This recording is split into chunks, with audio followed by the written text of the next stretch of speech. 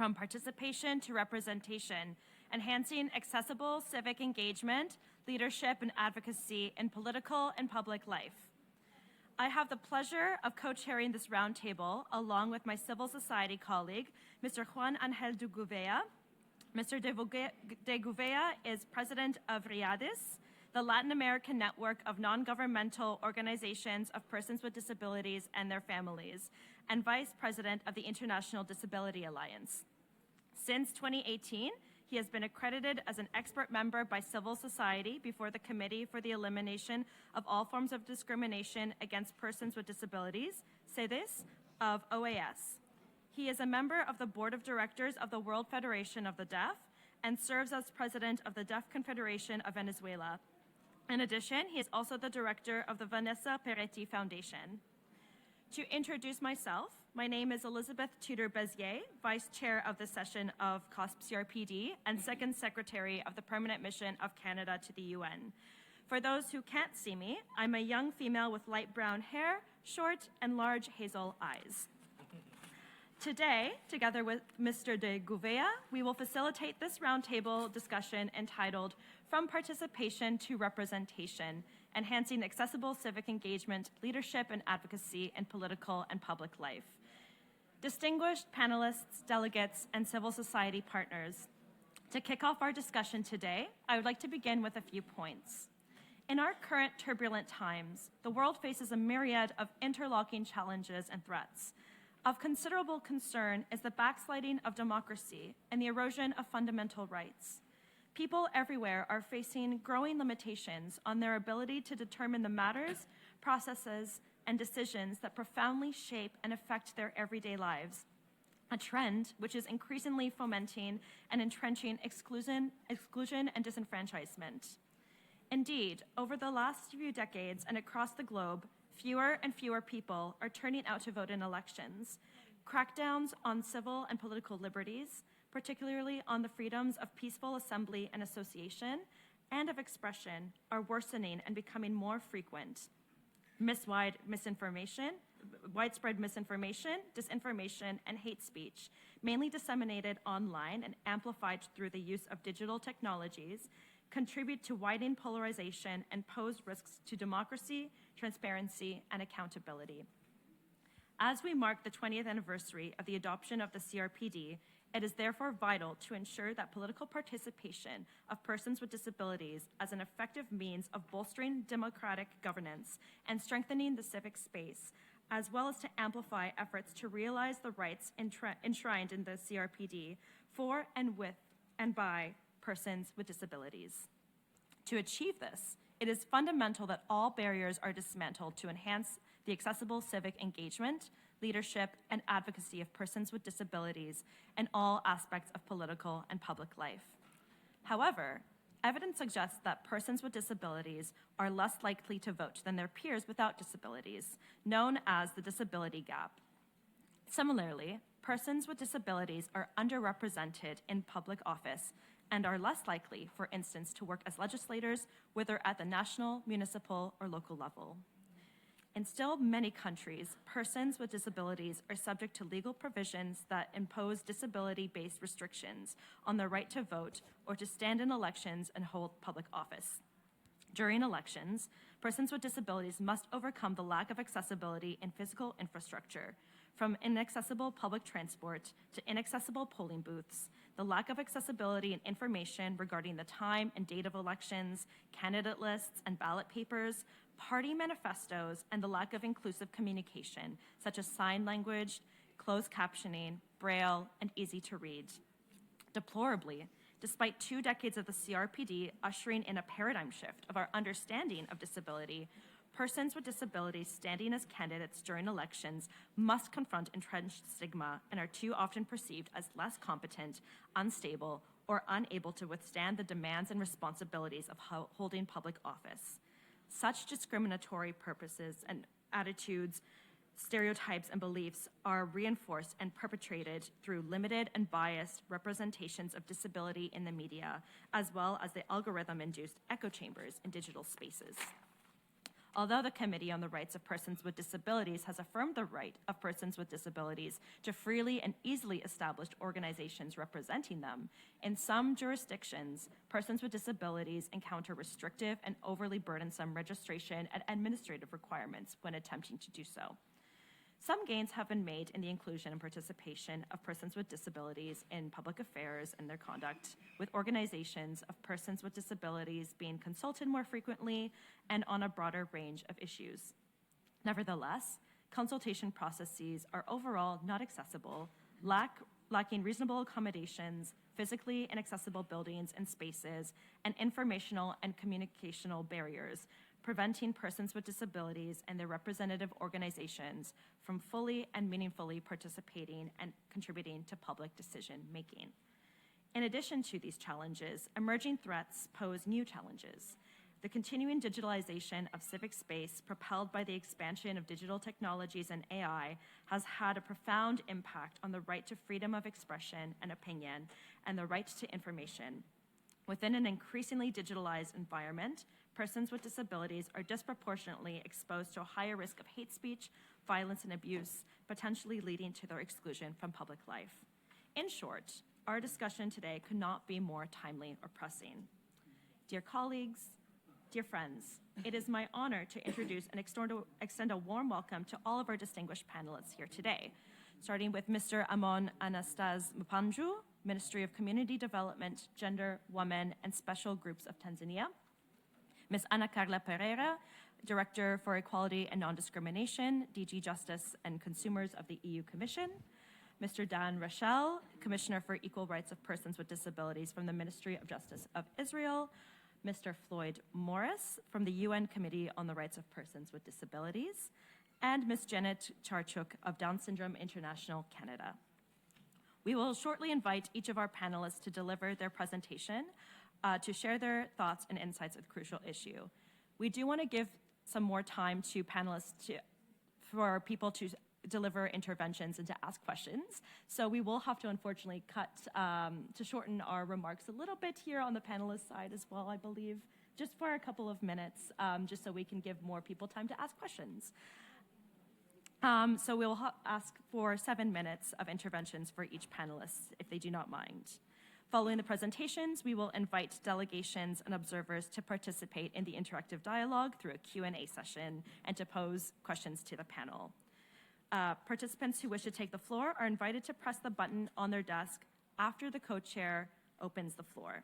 So when you're given the floor, please unmute your microphone and identify yourself, your delegation, and organization, and then pose your questions. They are limited to 2 minutes, and please be kind to us. We do know that there are going to be likely a lot of questions, and we are going to try to get through as many as possible. But with the short time frame, we will have to ask for 2 minutes, and we may not get to everybody. I will stop there, and I will now turn the floor over to our co-chair, Mr. Duguvea, to continue chairing this session. Over to you. Thank you, Ms. Tudor-Vessier. Dear delegates, it is my great honor to introduce and invite our first panelist, Mr. Amon Anastase Mpanju, to the floor. Mr. Mpanju is a Tanzanian lawyer and a prominent public servant currently serving as the Deputy Permanent Secretary in the Ministry of Community Development, Gender, Women, and Special Groups. He holds a Bachelor of Law degree with honors from the University of Dar es Salaam and a postgraduate diploma in legal practice from the Law School of Tanzania. A person who is blind, he is widely recognized as a champion for the rights of people with disabilities both nationally and internationally. He was also a member of the Tanzania Special National Constituent Assembly, representing people with disabilities during the drafting of the proposed Tanzanian Constitution back in 2014. Mr. Mpanju, welcome. The floor is yours. Please remember to keep to the 7-minute time limit for your presentation. Thank you.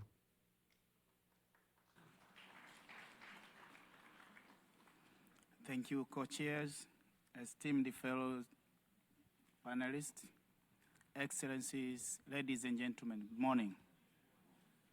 It is my distinct honor to address this roundtable. Roundtable 3, from participation to representation, enhancing accessible civic engagement, leadership, and the advocacy of persons with disabilities in political and public life.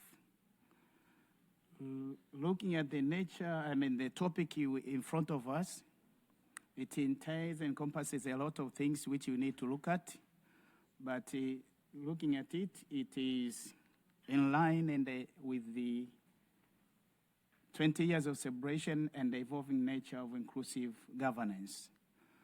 Now, I'll go straight to what participation and what representation is.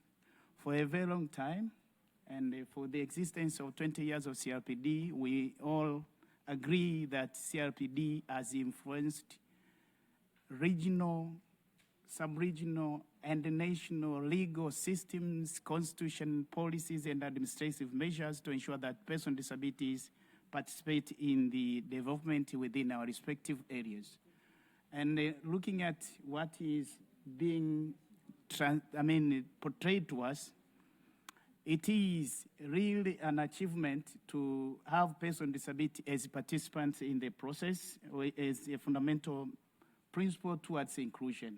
But it's unfortunate to note that the representation of persons with disabilities in different decision-making bodies is still a nightmare, whereby few persons with disabilities have made it to the leadership cadre in their respective countries, and the challenge remains even across the global community, even at the UN systems.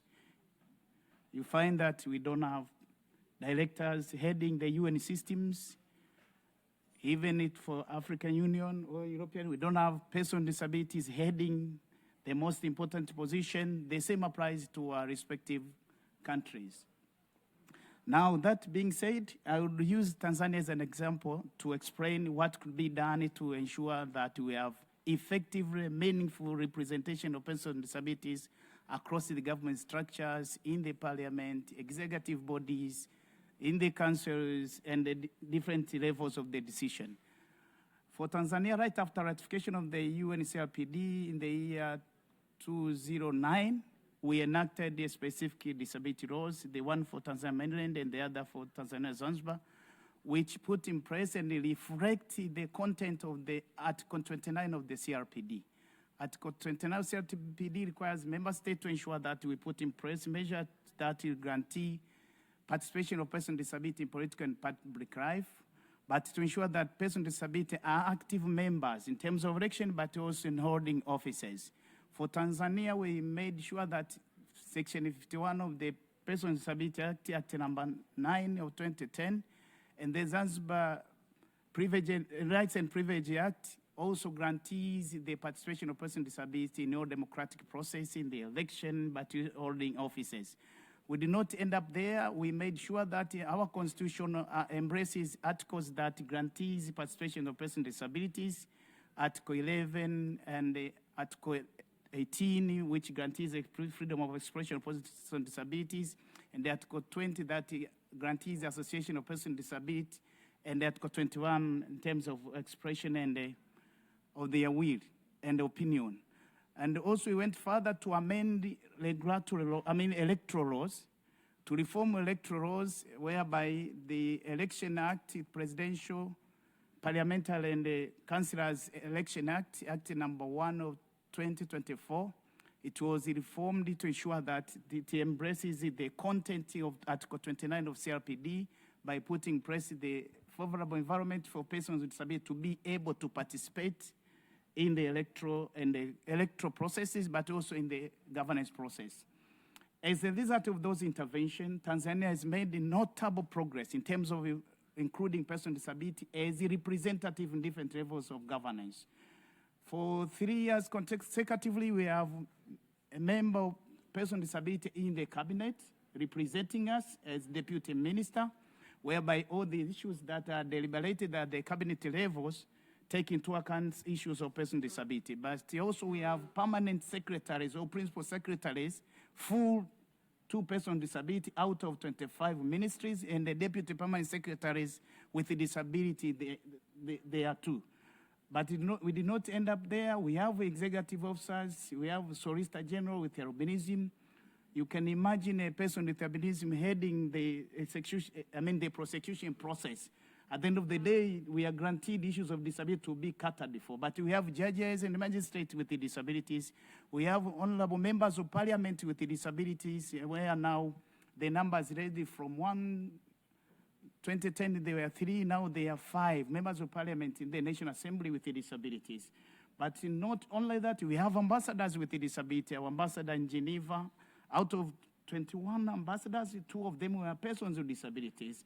And we have directors, we have councillors, we have across the government. But it did not come once. We had to pay the price. We had to get into a collective negotiation bargaining with the political parties, especially the ruling parties and even the opposition parties, to understand our issues. And sometimes we could force our way through. You need to be vigor. Persons with disability, they need to be vigor.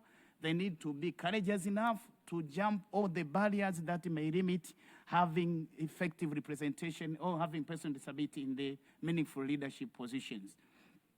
But also now looking at what I explained, it is not true that we have been there. We still have challenges that limit participation of persons with disabilities, ranging from attitudinal barriers, the way persons with disabilities are perceived by the community. So we need to invest more in terms of advocacy in collaboration with organizations of persons with disabilities, but civil society organizations, we still have that challenge. We need to look on how we can invest, but also we need to invest in terms of leadership development of persons with disability from the young age. But also we need to, because the world is now in the third era of human rights generation, where groups of human rights keeps coming. So we need to identify who are our allies. We need to engage with women to ensure that women with a disability, they possess all the required criteria and credentials to be able to be voted in by women with a disability without looking whether she has that disability. The challenge is that if at all we dwell that a person can be voted in or need to be measured as a target that a person with disability has to hold office, that is not enough. We need to understand the environment around us. We need to possess the credentials that is required. We need to possess all the qualities that may make people in a given community to vote that person in. We need to ensure that we invest into our people with disability to know their countries, to know, for instance, we are in the UN. We need a person with disability who can deliver by knowing the UN system, the way they work, because disability will not stand alone. So in conclusion, the home take of which I think we need all to look at is the member states. We need to come up with strategies that are measurable to ensure that we could have representations of persons with disability across the board. We need to invest in terms of empowering organizations of persons with disability and persons with disabilities with themselves to be able to stand and fight against the barriers, because there are barriers that are there to stay. Attitudinal barriers cannot end today. As you can name, we have global south, global north, they're black, white, Mr. women, Panju. female. All these are here to stay. So we need to fight against, to fight through those. Mr. Panju, Yes, please. thank you very much. Thank you for stick to the time. Thank you for your excellent presentation. Our next speaker will be Ms. Ana Carla Pereira. Ms. Ana Carla Pereira is a Director for Equity and Non-Discrimination at DG Justice and Consumers of the EU Commission, where she is responsible for policies combating discrimination on the grounds of sex, racial or ethnic origin, religion or belief, disability, age or sexual orientation. Previously, she served as a cabinet expert and employment and social policy advisor to Nicholas Smith, European Commissioner for Jobs and Social Rights. As cabinet expert, she steered flagship initiatives such as the Minimum Wage Directive, the Platform Work Directive, and work on social dialogue. Prior to that, she was head of the Unity in Directorate General Employment, Social Affairs and Inclusion at the European Commission. Firstly, being responsible for skills and qualifications policies, and later on for social protection policies. Ms. Pereira, welcome to the panel. The floor is yours. Thank you, Chair, and good afternoon, everyone. I really would like to start by congratulating the Bureau for putting this so central topic on our agenda, because we believe, as European Union and the European Commission, that the participation and representation of people with disabilities in public life and political life is very central to the implementation of the Convention. So I'm really honored to represent here the European Union as a focal point and share our commitment to this very important principle of the Convention. I would like to mention what we are doing in the European Union in this respect.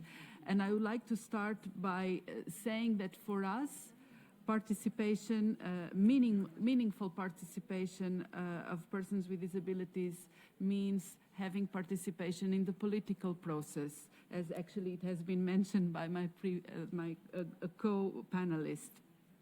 For us, this means that by ensuring participation in the political process, both at EU level and its member states, we are making sure that organizations are not just simply consulted, but they share their expertise, their experience, their priorities, and in this way they contribute to policy design, implementation, and monitoring. At the European level, we have the European strategy for the rights of persons with disabilities that was adopted in 2021 and stems until 2030.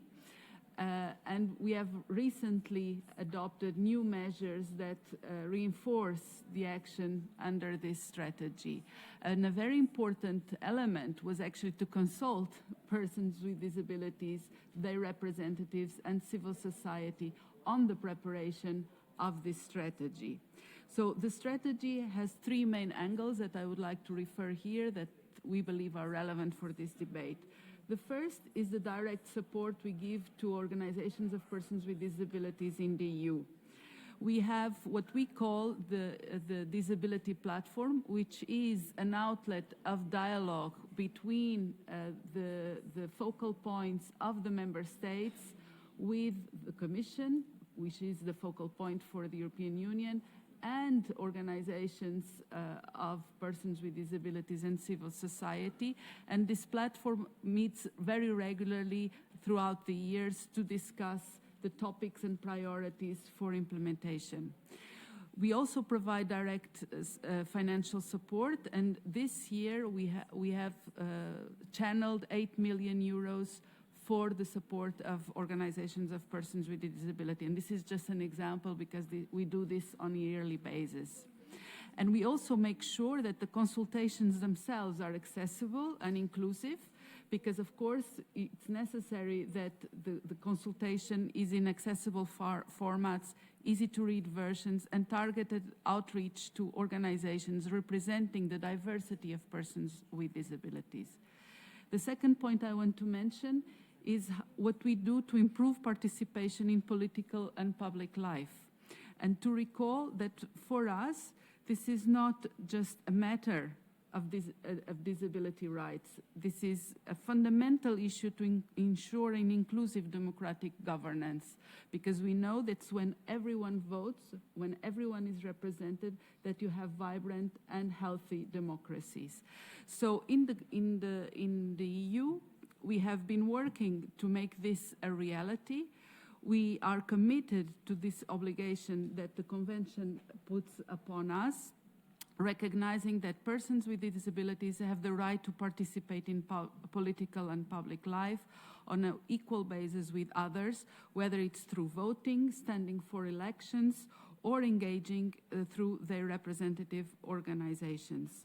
We know that we still have challenges ahead, and so this is what we have been working, and I'll share you just a few actions that we have recently taken. We have stimulated the use of alternative voting methods. We improved the polling stations' accessibility, and we have made more accessible electoral materials. And we have studied what has happened in the last elections for the European Parliament, and we are happy to hear from the monitoring and evaluations that there has been progress when it comes to the participation of persons with disabilities. We have also exchanged good practices through the European Cooperation Network on Elections, and we have developed a guide of good electoral practices as means of guiding all those who are willing to take a step forward. I would like to mention that accessibility is key in this respect because it's not only about having the legal right, but is also making sure that this legal right is a de facto right and a de facto possibility. Accessibility for us remains key for the participation of people with disabilities, and digital participation is essential because we know that inaccessible digital systems and technologies risk creating new forms of exclusion. And so digital accessibility, assistive technologies, and the applications of artificial intelligence for persons with disabilities are at the core of our action. I would like to recall we have a European Accessibility Act, and this establishes accessibility requirements on a range of key products and services like banking services, e-books, e-commerce, and we believe that these measures are important not only from a consumer perspective, but also because access to information and communication and digital services are increasingly necessary for civic and political participation.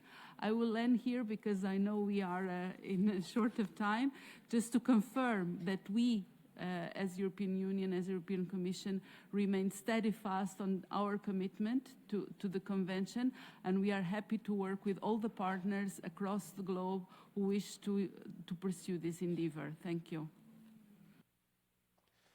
Thank you very much. Thank you very much for keeping to time. And thank you, Ms. Pereira, for your contribution. Now it is my honor to present our next panelist, Mr. Dan Rashal.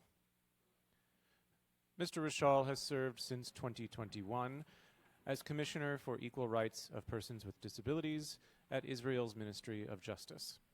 In this capacity, he leads national policy, regulation, and enforcement efforts to advance the rights, inclusion, and participation of people with disabilities in line with Israel's domestic legal framework and the principles of the UN Convention on the Rights of People with Disabilities.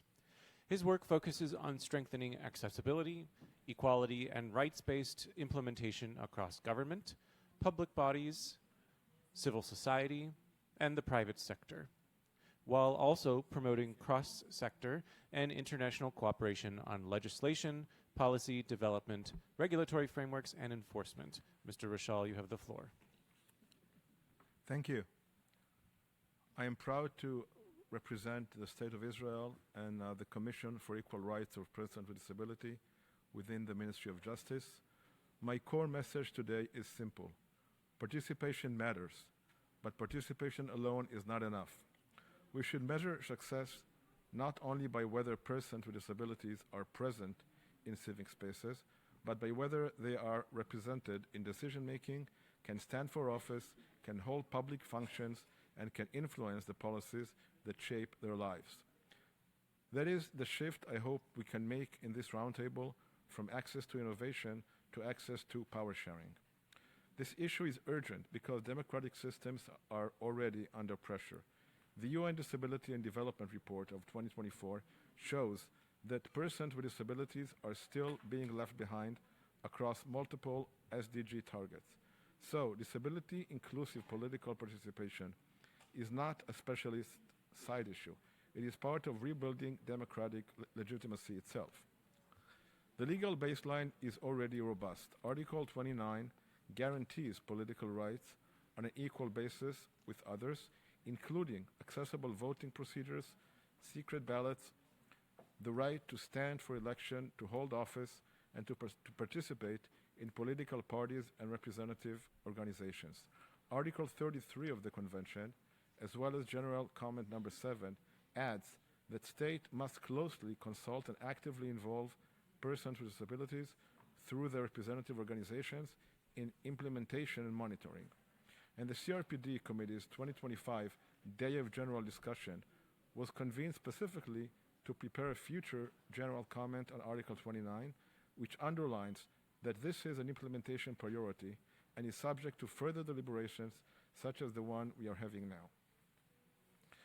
The implementation gap is visible across the system. The Special Rapporteur 2026 report notes that persons with disabilities remain significantly underrepresented in political decision-making, with legal restrictions linked to legal capacity, stigma, inaccessible political environments, lack of accommodation, financial constraints, and limited leadership pathways all playing a role. The UN Disability and Development Report of 2024 adds that persons with disabilities are underrepresented in public service, that about 30% find voting inaccessible, and that in some countries, persons without disabilities are twice as likely to work as legislature, senior officials, or managers. Women with disabilities are especially underrepresented. Available data from various countries suggest that only 3% work as legislators, senior officials, or managers, compared with 4% of women without disabilities. We don't need to start from scratch. Practical reforms are already well understood. What matters is whether states and institutions treat accessibility as a default feature of political life, whether parties create real pathways into leadership, whether reasonable accommodations and disability-related participation costs are funded, and whether representation is supported after entry into office. The central message is that implementation should be systematic. Information must be accessible. Participation pathways must be open. Institutions must be usable in practice, and accountability must be built into implementation. The first, what can be called package, is in line with the CRPD, is for states and election management bodies. Mr. Rahal, you have 1 minute remaining, please. My closing ask is this. Let us raise the benchmark. We should no longer be satisfied when persons with disabilities are merely invited into civic and political spaces. We should ask whether they can set agendas, lead institutions, organize collectively, and obtain remedy when their rights are denied. Over the next set period of time, states, civil society, and international bodies should be able to point to 4 deliverables: discriminatory rules removed, accessibility operationalized, leadership pipelines funded, and progress publicly measured. That is what moving from participation to representation should mean in practice.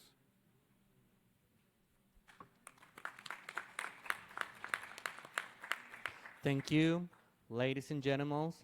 I now invite our next panelist to take the floor, Mr. Floyd Morris.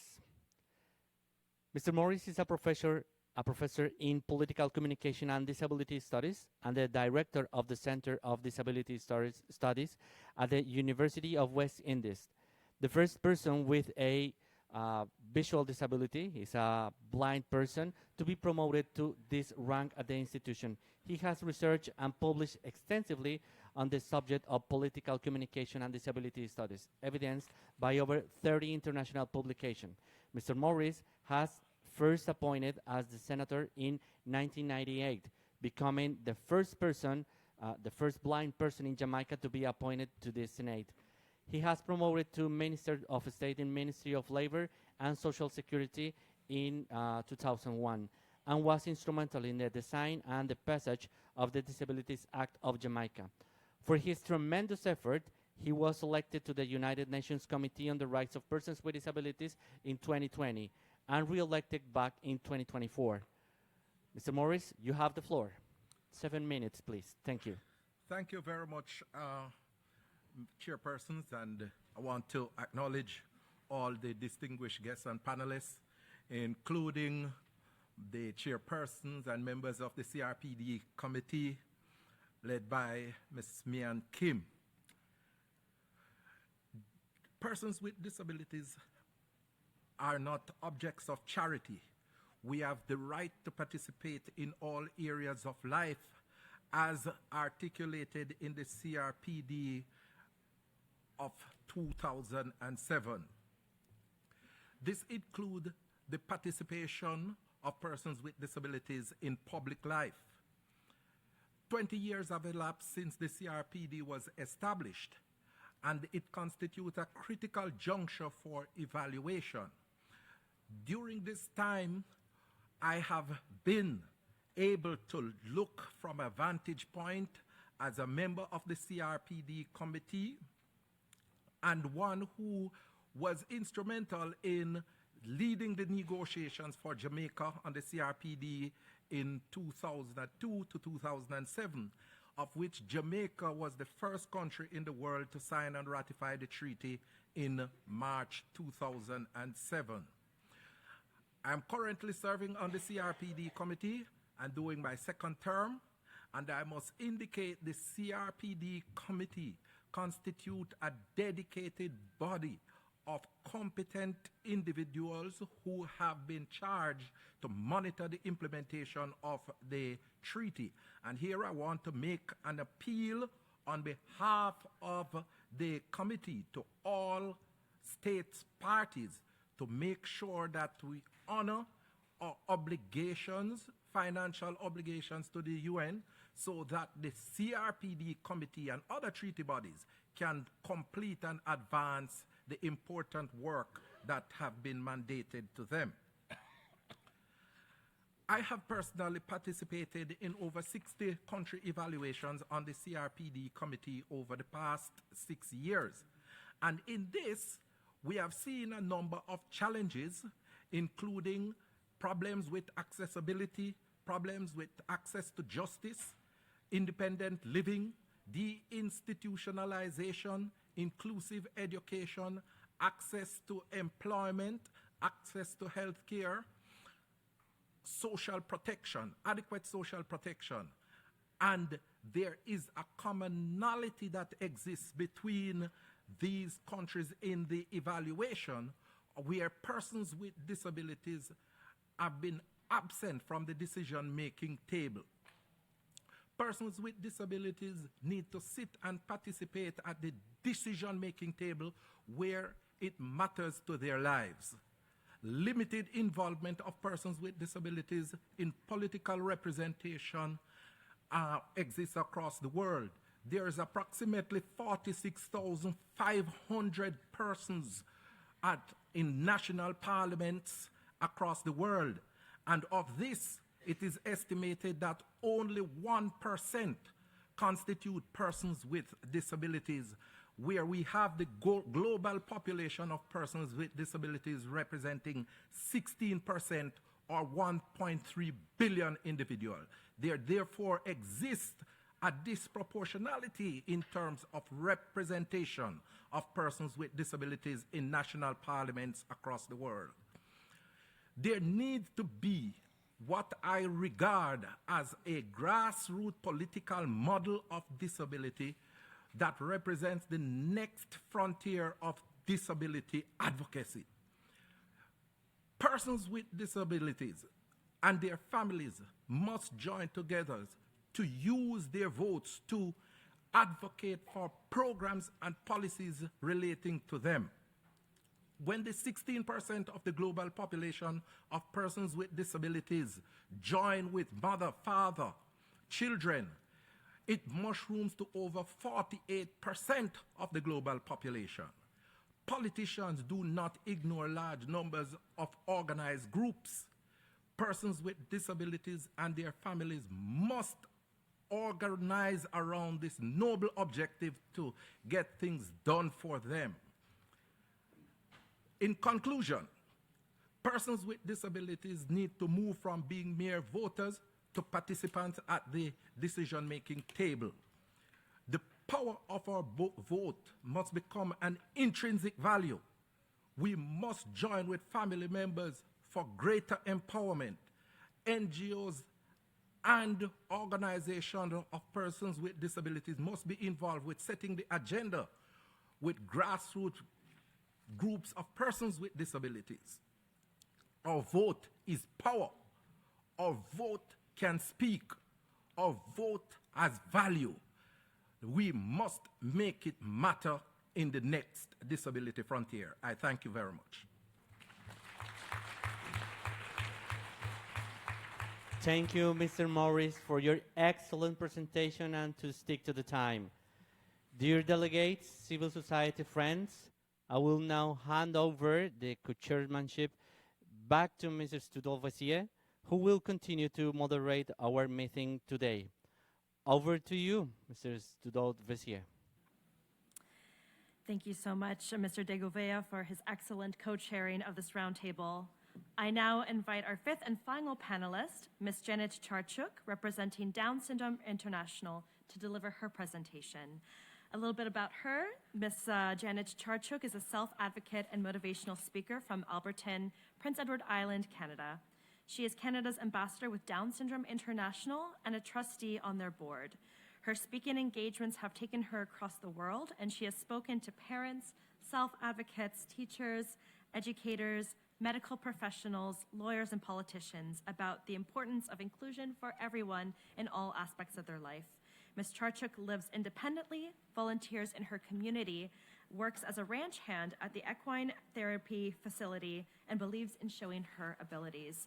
Ms. Charchuk, welcome. You have the floor. Okay, thank you. Thank you, Joe. All right, so my name is Janet Charchuk, and I am from Canada. I am a board member with Down Syndrome International. We are a global network of people with Down syndrome and their families. I want to start with a question. Imagine if this building had no ramp. There would be an outrage. Imagine if there was no sign language, no captions. We will all say this is against the convention, and we will be right. But right now in this building, most of what is happening is not accessible to me. The long words, the fast speech, and the thick documents. And somehow that does not cause outrage. I want to ask you today, why not? Because if we do not answer that question, we cannot move from participation to representation. We will only move some of us. There are at least 3 barriers for keeping people with Down syndrome and intellectual disabilities out of politics and decision making. Number 1, it is the law. Number 2 is the way the elections are run. And number 3 is the table where decisions are made. The first barrier is the law. In many countries, people with Down syndrome and intellectual disabilities are not allowed to vote. We are not allowed to run for election. We are not allowed to be politicians. This is because the law treats us as if we cannot make our own decisions. Sometimes a judge decides this. Sometimes a doctor does. Often it happens automatically like that, with no way to challenge it. But change is possible. Some countries have done it. In Canada, my country, the federal court decided in 1988 that you cannot take away someone's vote because of a disability. That was almost 40 years ago. So when people say this kind of change is too hard or too soon, I want to say it is too late. And it is definitely long overdue. The second barrier is the way the elections are run. Even when the law says we can vote, elections are often set up in a way that means we cannot really take part. Polling stations are hard to find and hard to get into. Ballot papers are written in language that nobody can understand. Information about voting is rarely in a way that we can understand. Websites are not accessible. And it is not just voting. It is the campaigns, the debates, the political parties themselves. They are not built for us to take part. For wheelchair users, we now expect ramps. For deaf people, we now expect sign language. But for people with Down syndrome and intellectual disabilities, easy to understand information is still treated as optional. It's nice to have, as something you do if you have time or money left over. In 2022, Inclusion International and Down Syndrome International published Listen, Include, Respect. It is a global guideline on how to include people with disabilities. So the question is not how, the question is why it is still not happening. The third barrier is the table where decisions are made. This is the most painful barrier because this is the room where we are supposed to be heard. The convention says that government must consult people with disabilities through our organizations, Article 4.3 and Article 33. Nothing about us without us. But here is our network tells us. Our members are often not invited at all. Decisions get made about us without us. Laws that affect our lives are written, and we never even heard about them until afterwards. And that is not right. And when we are invited, the meeting is often not designed to take part, for us to take part. The papers are too long, the meeting moves too fast, and nobody asks if we understood. So we are in the room, but we cannot really be in the conversation. That is not participation, that is decoration. But it can be different. I know because I've seen it work firsthand. I am a board member with DSI. I am given materials in plain language and ahead of time. I am allowed to have a support person with me. I am asked my opinions and I am listened to. That is what real participation looks like, and that is what every government should be doing. So we are asking for three things from every government in this room. Number one is to change every law that takes away our right to vote or to run for election because of our disability, no exceptions. Number two is to make easy understand information the default in elections, in laws, in public life. Not a request, it has to be the default. This means that easy read, plain language videos that explain things simply, wherever the person needs to take part. And number three, when governments consult people with disabilities, you need to include people with Down syndrome and intellectual disabilities. You need to invite us, send us papers that we can read, give us time and ask us what we think, because we are people first. And then we can actually listen. These three things are not radical. They are what the convention already says. If a country would never tolerate an inaccessible building, it should never tolerate inaccessible democracy. I think 20 years is long enough of a wait. Thank you very much.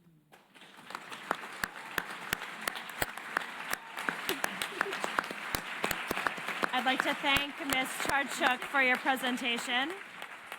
Thank you very much once again.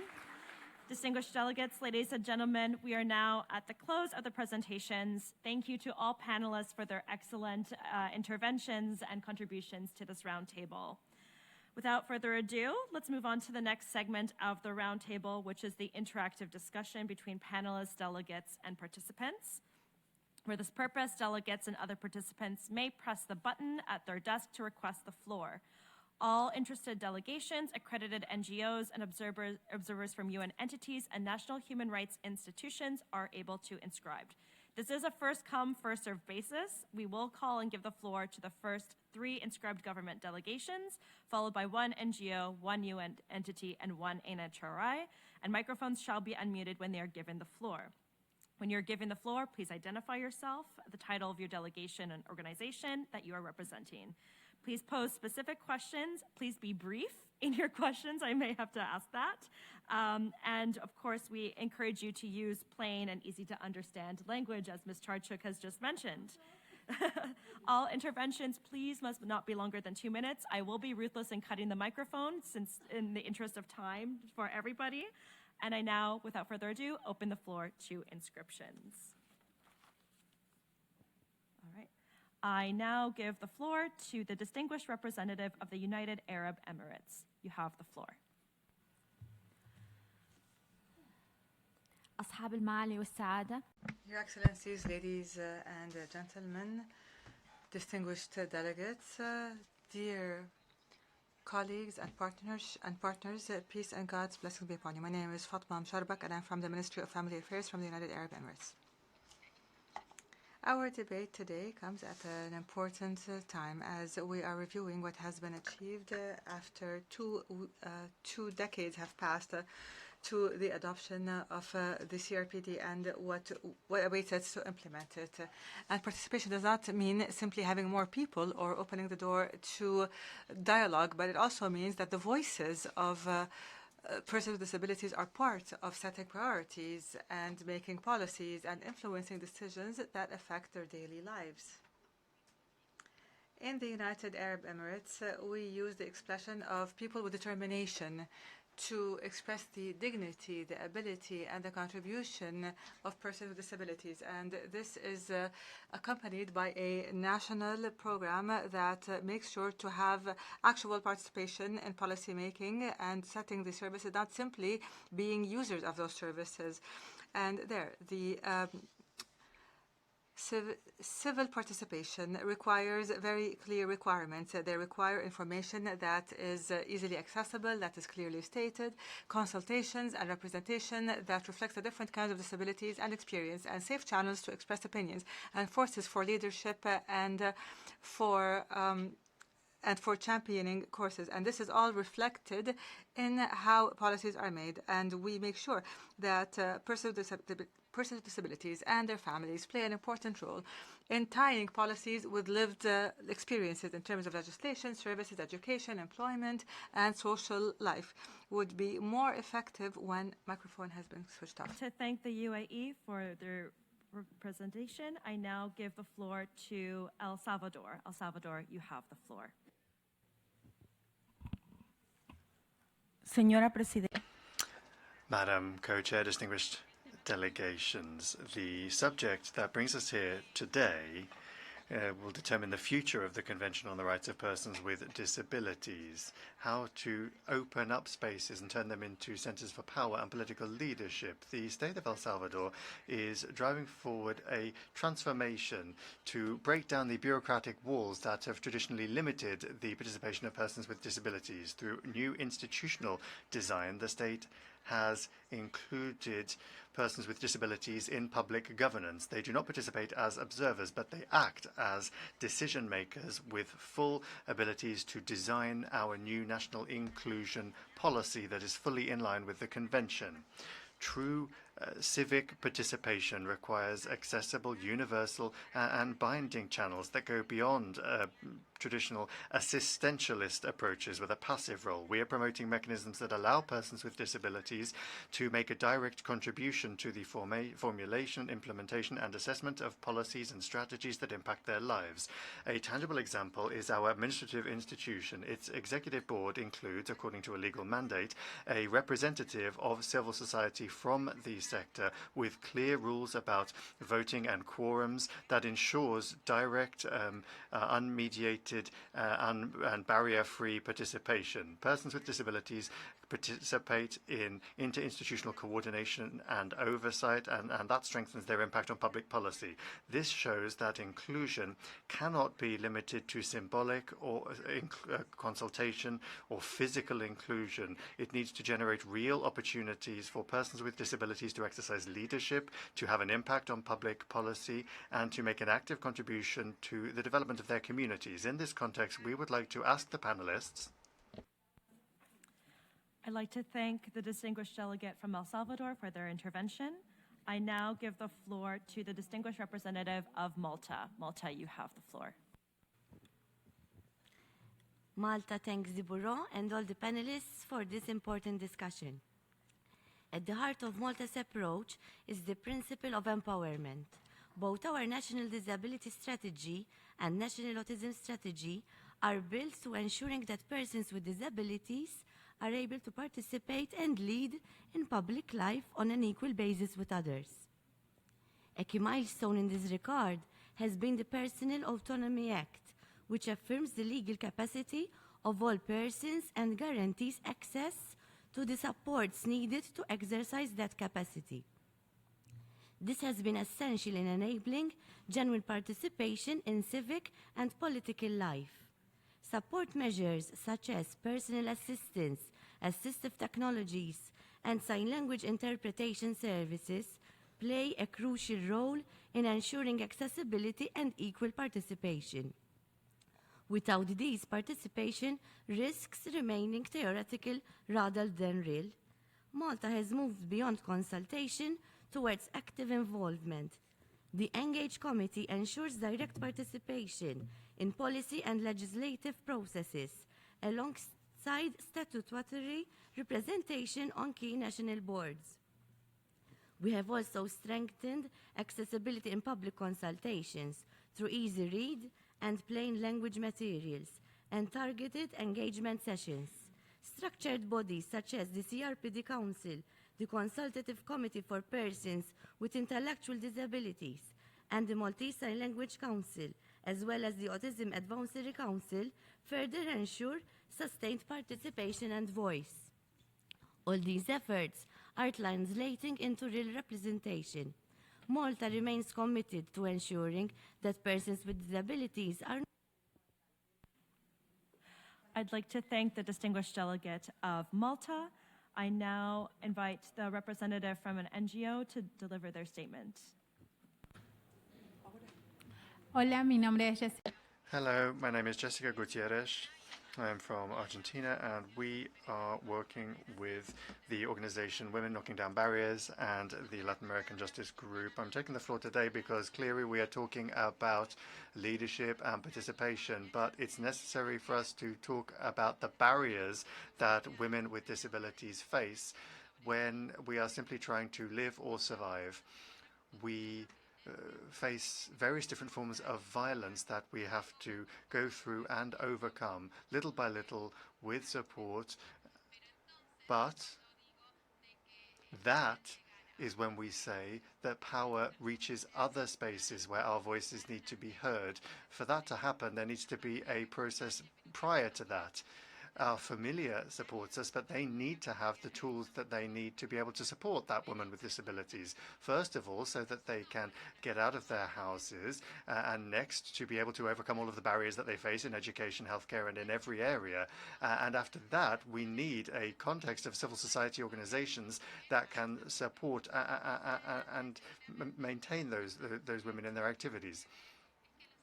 It's also important that states and organizations at the global and international levels be able to manage the systems needed to ensure that those voices are heard, because today being able to be heard is not a privilege that is enjoyed by all women.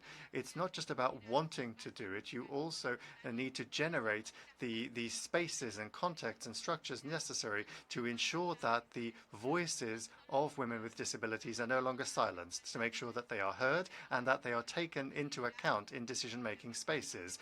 Leadership, political participation by women with disabilities is possible, but it cannot be possible without first taking into account the barriers and the violence that we face.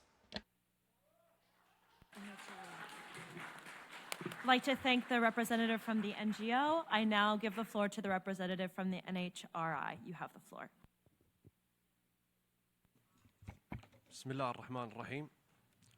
In the name of God, most gracious, most merciful, excellencies, ladies and gentlemen, distinguished delegates, distinguished stakeholders, I have the honor to speak on behalf of the National Human Rights Commission in the state of Qatar and to participate in this very important discussion on enhancing civil participation and leadership and advocacy for persons with disabilities in political and public life. The National Human Rights Committee does not deal with the disability file as a simply marginalized one. Rather, it is a fundamental one related to rights and requires permanent attention and renewed interest. And based on this position, the Commission has participated effectively in drafting the Law on Persons with Disabilities number 22 of the year 2025, and we have advocated for adopting it. It is a law that is a qualitative shift towards the rights of persons with disabilities and guaranteeing their full participation in public life. In recognition of the need for specialization in dealing with persons with disabilities, we've established a specialized unit for persons with disabilities to follow up on their issues regularly and sustainably.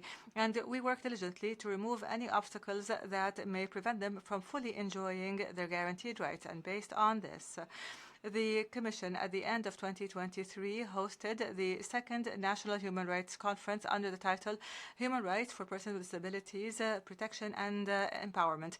And we invited specialized experts and organizations from all over the world, and we have issued very valuable recommendations, and as we are committed to transforming these recommendations into tangible procedures. Therefore, we are following their implementation on the ground very diligently. And we must note that challenges still exist because the gap between what laws guarantee and what people actually experience in life these gaps require us to do more work and in more solidarity. Therefore, all governments and international organizations and civil society must work together. Microphones been cut off. I'd like to thank the representative from the NHRI. I now invite a further round of questions or comments from 3 more states parties. I do recognize that we are having struggles with the 2-minute time, and I appreciate everyone's interventions, but if we could maybe ask the question so panelists could also answer it, so if we could shorten our interventions, or ask the questions first, as so helpfully said by my colleague Floyd, if you could ask the question first, and then we can go on to the general statement. Thank you so much for your understanding. I now recognize the distinguished delegate from Singapore. Singapore, you have the floor. Co-chairs, my name is Ong Hua Han, and today I'm honored to share my lived experience as a person with physical disability, a former parliamentarian, as well as a corporate and community leader in Singapore. Representation in leadership brings diverse perspectives to the table, creating the conditions for outcomes that benefit everyone. Let me provide some examples.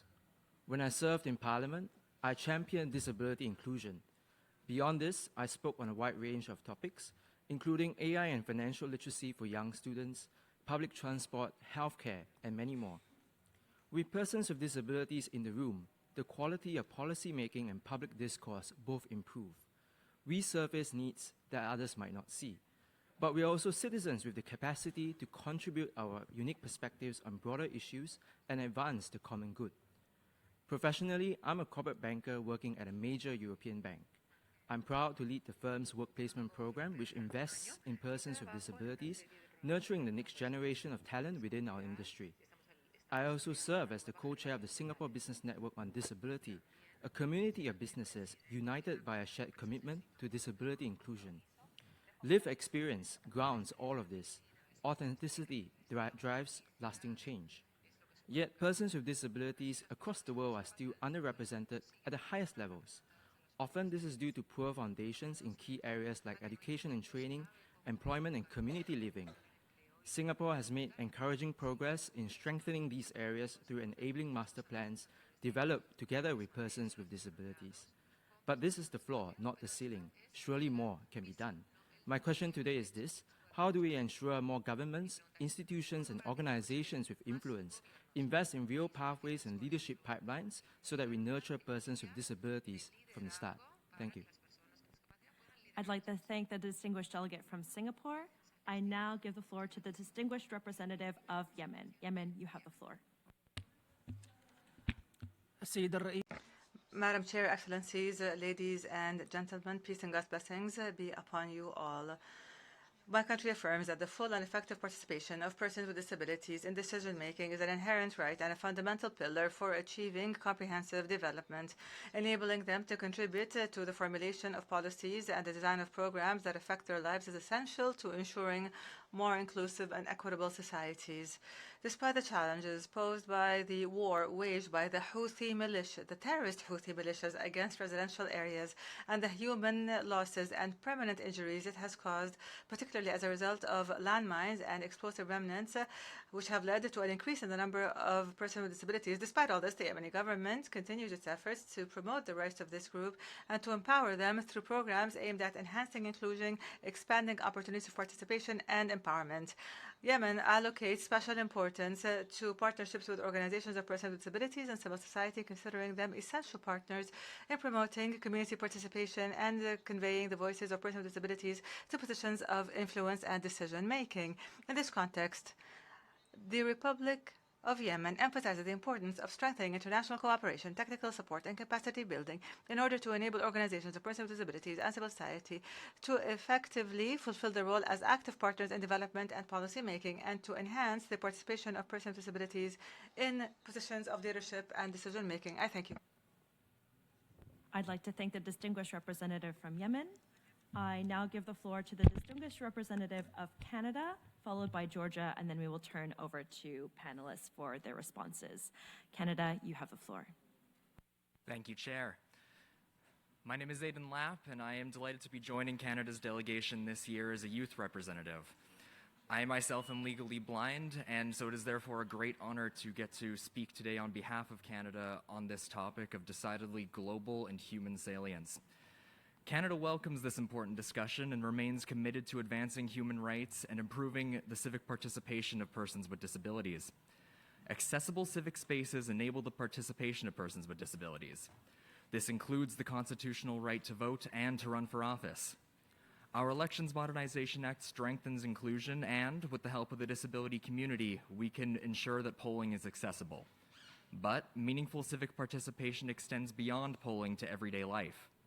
Our Accessible Canada Act takes a proactive and intersectional approach to removing participation barriers for all Canadians. For instance, the Act requires Elections Canada to have an accessibility plan. This is significant because the plan incorporates feedback from voters and election workers with disabilities about accessibility barriers at polling stations and at Elections Canada offices, and it sets out guidelines on addressing them. Chair, Canada would like to hear from panelists what has worked so far and what needs to change to ensure that civic participation and representation of persons with disabilities. Thank you. I'd like to thank the distinguished representative from Canada. I now turn the floor to the distinguished representative from Georgia. Georgia, you have the floor. Thank you, Madam Chair. I'm Deputy Minister of IDPs, Labor, Health and Social Affairs of Georgia. Protection of the rights of persons with disabilities is continuously moving to a new stage, from their mere participation in civic life to direct representation in decision-making positions. Guided by the principle, nothing about us without us, it aims to eliminate physical, digital, and systemic barriers to create fully accessible pathways to civic engagement. An example of this attitude is the fact that the new electronic voting technologies were introduced in Georgia for the recent elections, and the persons with disabilities, beneficiaries of state social program, were among the first group who got familiar to these technologies, learned how to use them in practice, and actually utilized them on polling day. Besides, ensuring and continuously improving the quality of social services remains an active process. New approaches are being introduced to encourage innovation and improve service delivery. For example, when a particular service is not in short supply and existing service providers have sufficient available capacity, registration of a new service provider is considered only if the applicant organization is proposing substantially improved or innovative service conditions beyond the minimum established standards. After a certain period of time, the organization must demonstrate that these innovative services have translated into direct improvements for particular beneficiaries, which remains the primary objective of the social protection system. Reforms implemented at the national level are fully aligned with the United Nations Sustainable Development Goals, and future efforts will focus on expanding access to services, enhancing employment and educational opportunities, and advancing the implementation. I'd like to thank the distinguished representative from Georgia. I now turn to panelists to answer some of the questions that were posed by the interveners. I will now give the floor to Mr. Morris, who would like to answer some of the questions. I thank you very much, Madam Chair. I would want to chime in on the question that was asked by the brilliant young man from Canada as it relates to, what works in terms of broadening participation of persons with disabilities in politics and public life. And from where I sit, definitely when there is the inclusion of persons with disabilities in the decision-making process, it makes a whole great deal of difference. So once we see persons with disabilities in the parliaments, we see where there is an expansion of legislation to protect the rights of persons with disabilities. When we see persons with disabilities involved at the executive level of government, we see somebody at the table who is always there to remind governments as to what needs to be done to ensure that the rights and dignity of persons with disabilities are protected.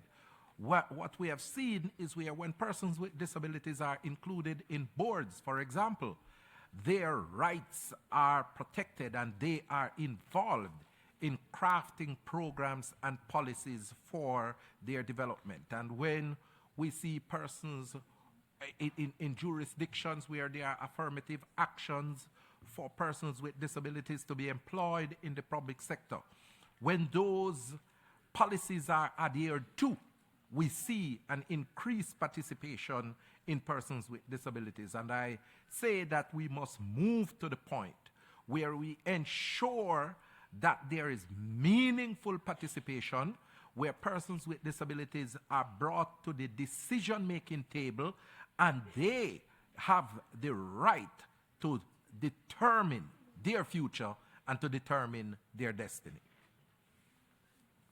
Thank you so much. I see Mr. Rochelle as well has the mic on, if you'd like to respond. Yeah, thank you. Well, one thing that should be mentioned, I think, is that if we don't measure change, we will keep rewarding the process without any outcomes.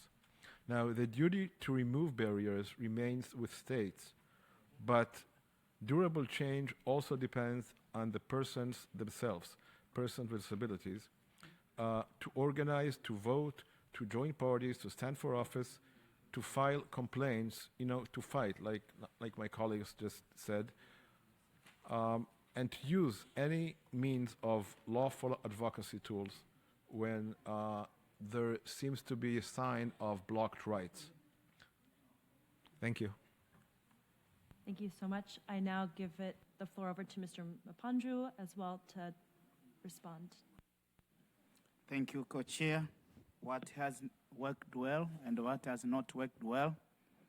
In terms of legislative policy and constitutional alignment to the CLPD, it has worked well. In terms of participation of persons with disability at all levels, it has worked well. What is not working well is the real inclusion, real representation of persons with disability in the decision-making bodies. What needs to be done? We need to reform democratic institutions to make sure that they establish and have targeted, measured outcomes of representation of persons with disabilities depending on the number of those people, persons with disabilities in a given country. So we needed to have targeted, measured outcomes. But also we needed to invest more on leadership development for persons with disability from their young age. We need to empower persons with disabilities themselves, their families, and the organization of persons with disabilities as partner in upbringing leaders with disability to be able to take charge across the government system. But also we need to ensure that the administrative system in our respective countries, they create that opportunities for any individual with a disability to be able to climb the ladder. Thank you so much. Thank you very much. I now give the floor to Ms. Charchuk. Okay. So I think I can answer one that says about what helps. I have done this before myself, but I could say that it'd be like with advocacy groups like People First, they can help people with intellectual disabilities by consulting with the government to create plain language documents. That is what I think, what could help. Thank you very much, Ms. Charchuk. And now I give the floor to Ms. Pereira. Yes, thank you very much. I think in the European Union there are a couple of things I would like to mention as we consider recipes of success, but also where we need to work more. When it comes to support to OPDs, it's clear that supporting financially the work of OPDs is helping them to build capacity and effectively be more representative in the political spaces. So that is an essential element, because if you don't have the sufficient resources, it becomes really difficult to participate as a representative.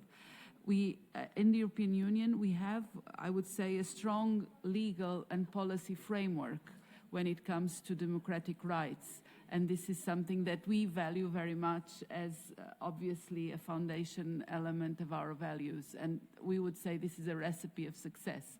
Where we still are working on is passing the law to concrete action. The accessibility of the electoral systems still needs work. We also see that the public and the democratic life is going to the virtual sphere. And so it is really important that people, everyone has access to that virtual sphere of discussion. And that is why for us it's so important to have to work on digital accessibility and what it means for democratic processes going ahead. Thank you. Thank you so much. Unfortunately, we are out of time, so we do need to wrap up this roundtable, but thank you all for your participation.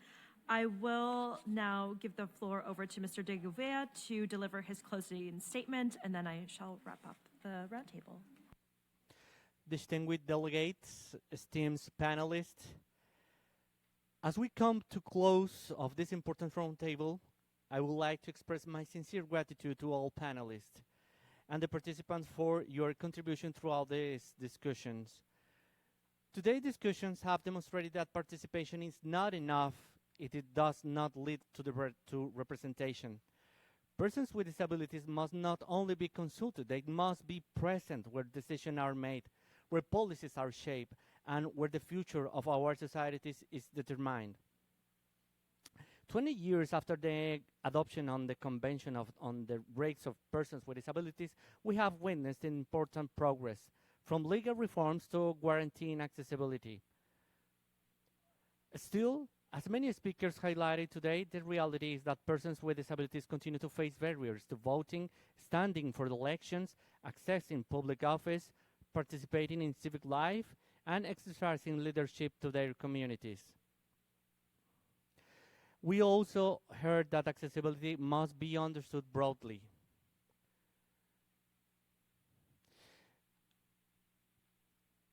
A woman with intellectual disability should be able to stand for election because election guidelines are available in plain language that she can read and understand.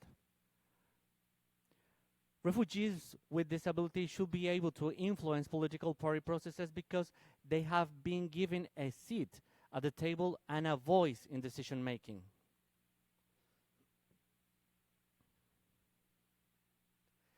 A deaf person like me should be able to hold public office without barriers. For example, to be the president of a country, the mayor of a city, a minister, all without barriers because sign language interpreters are recognized as an essential part of the support required to perform that role.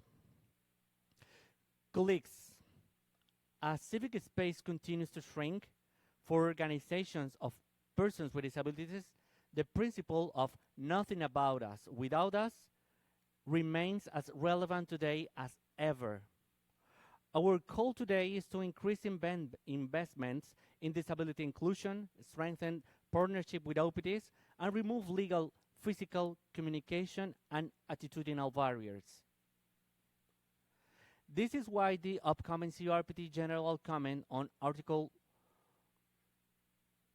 29 matters for all of us. As I conclude, I reiterate International Disability Alliance commitment to collaborate with all stakeholders to make representation a reality and ensure that persons with disabilities are fully included in political and public life. Thank you, all of you. I'd like to thank Mr. de Gouveia for his inspiring closing statement.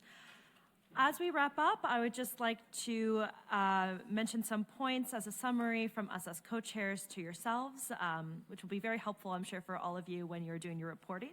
So to sum up from this roundtable, various interventions describe the barriers that persons with disabilities face in participating in political and public life. They experience legal and physical barriers to vote and to run for office. They encounter inaccessible political and public environments, and as a result, they are underrepresented in public office and in leadership positions in countries as well as international and regional organizations.